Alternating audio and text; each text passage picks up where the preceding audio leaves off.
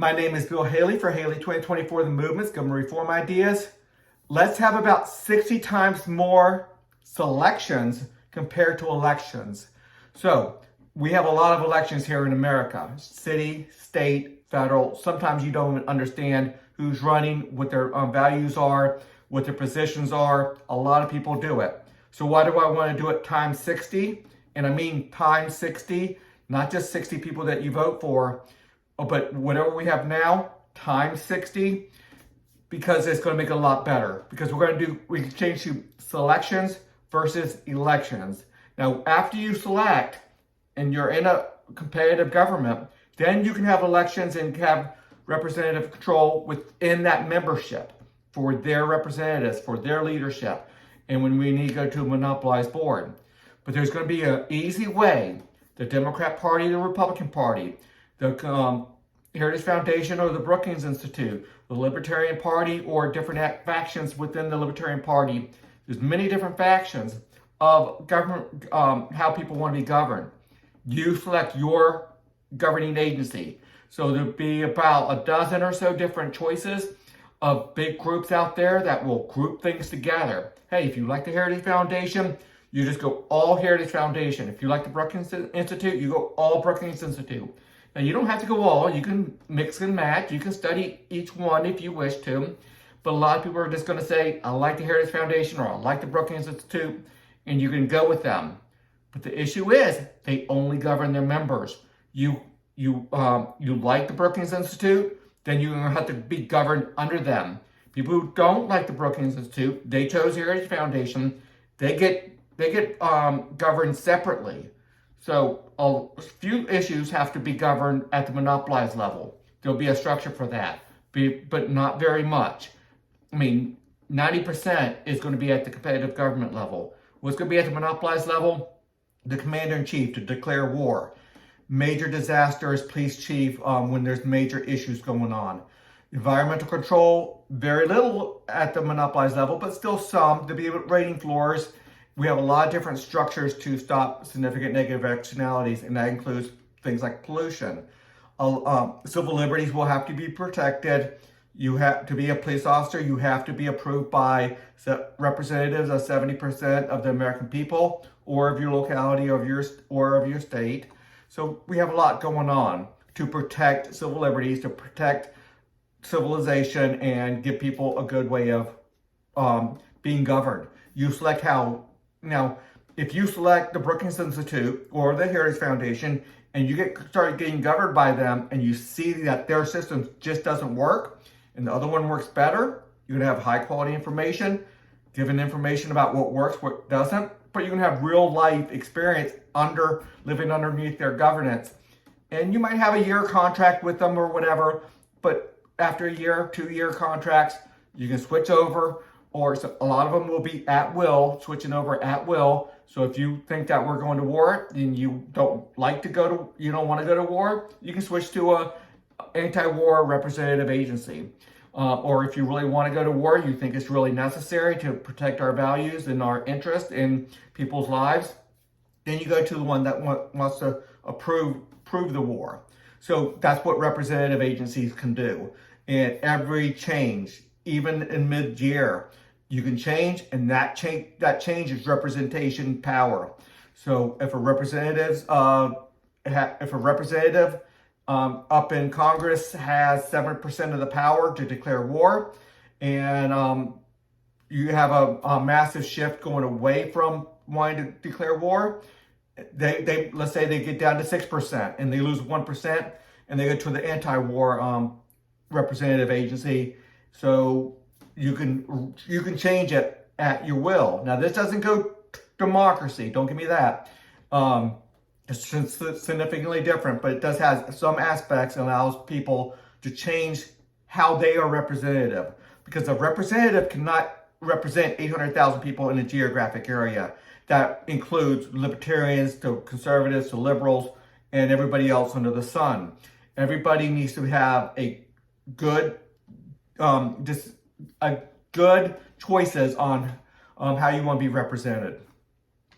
All government authority will be divided into 30 sectors. So you pick per sector. So important to understand.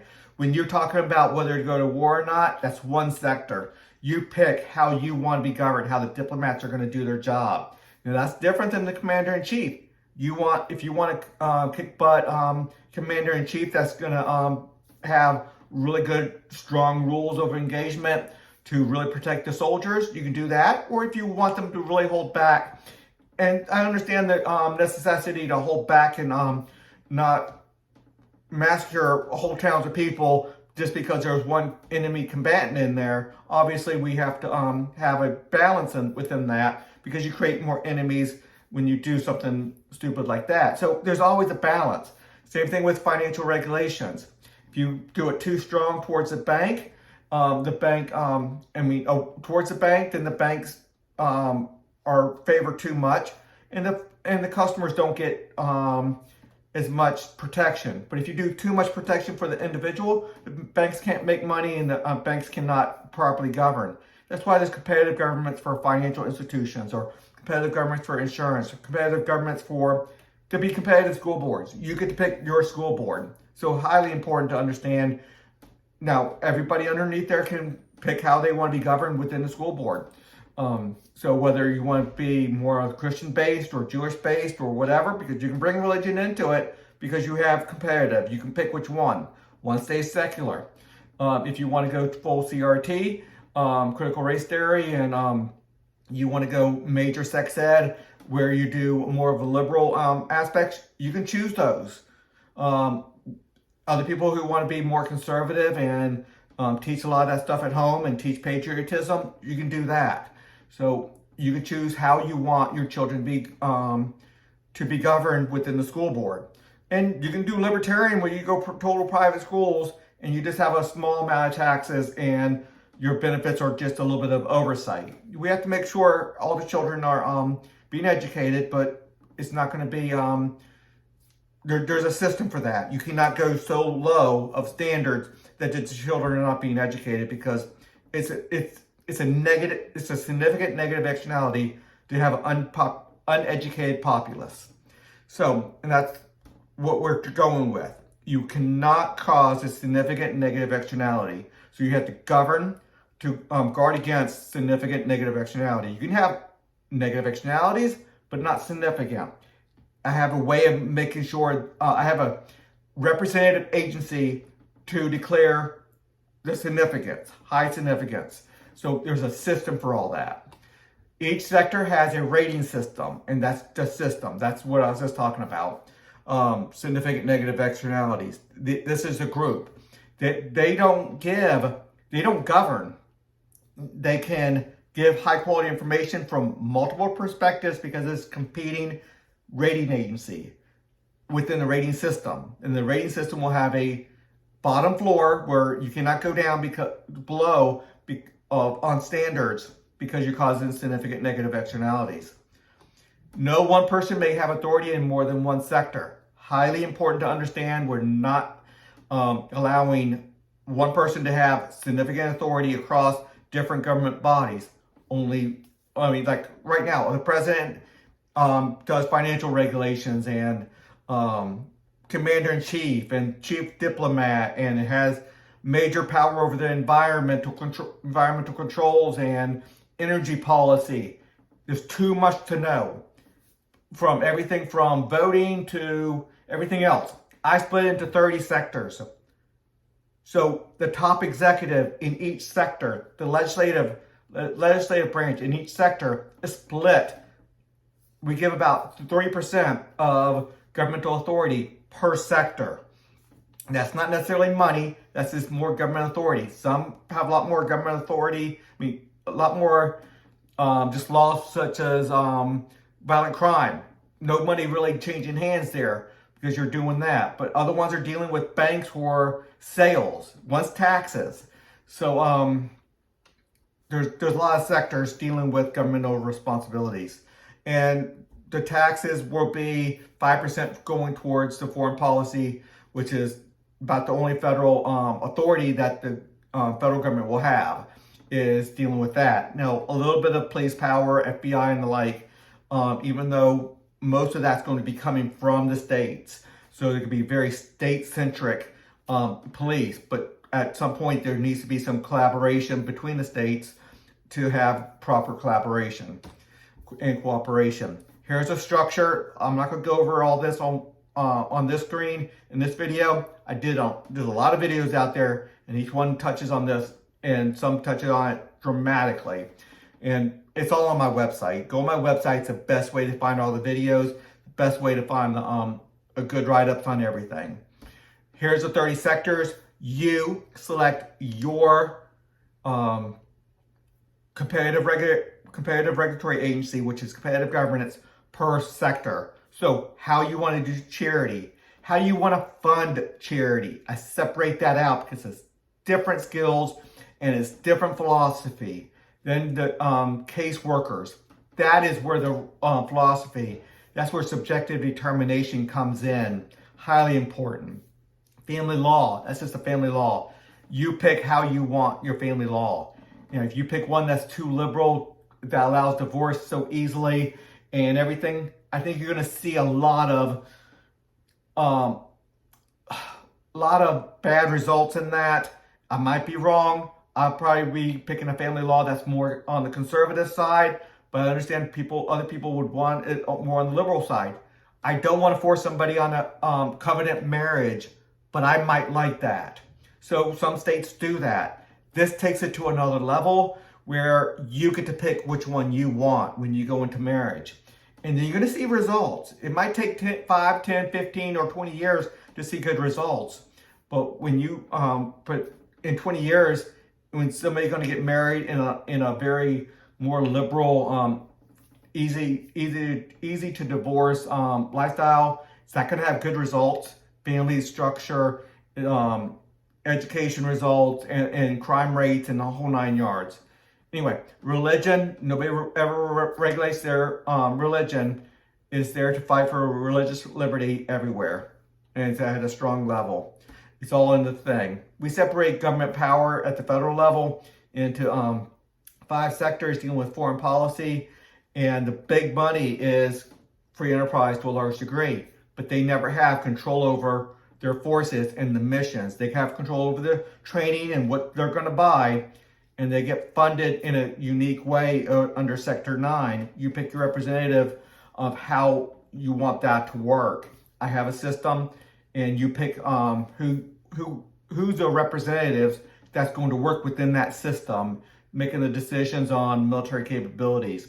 Military authorization is going to be highly important. Anybody with inherent government power has to get approval from 70% or representatives of 70% of the American people. It's highly important for this one here.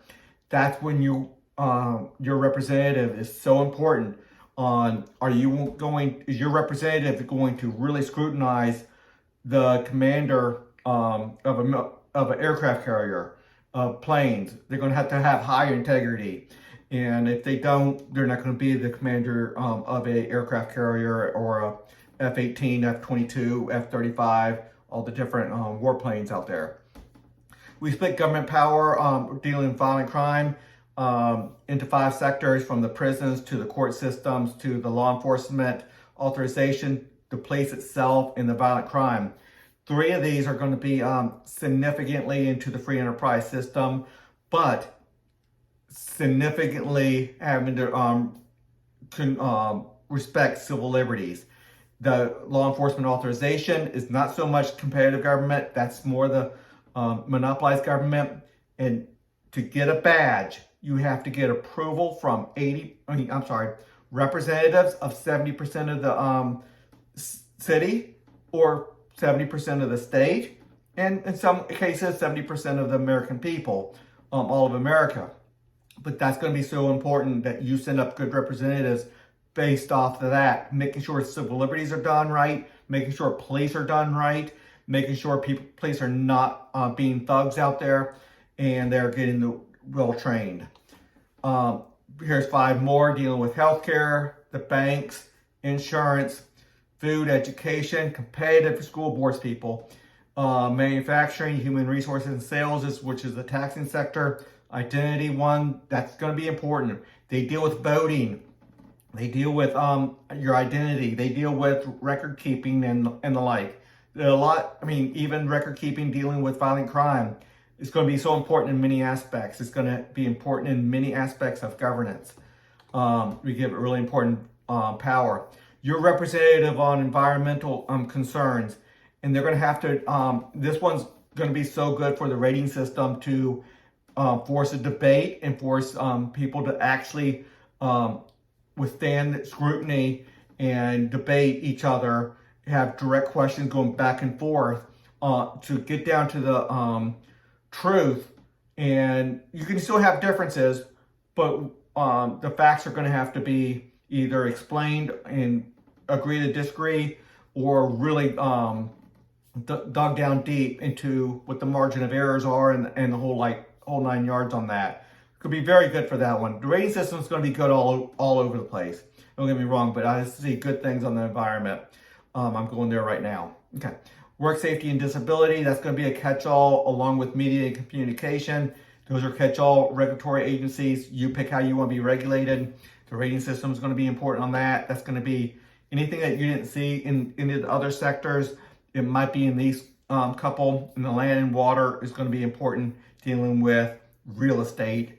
A lot of code, like city codes, such as noise ordinances and the like. A lot in there.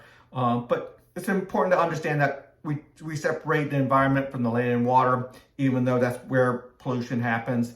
But that's important because there are different responsibilities, and you want your representative. You pick your representative based off your philosophy within those areas.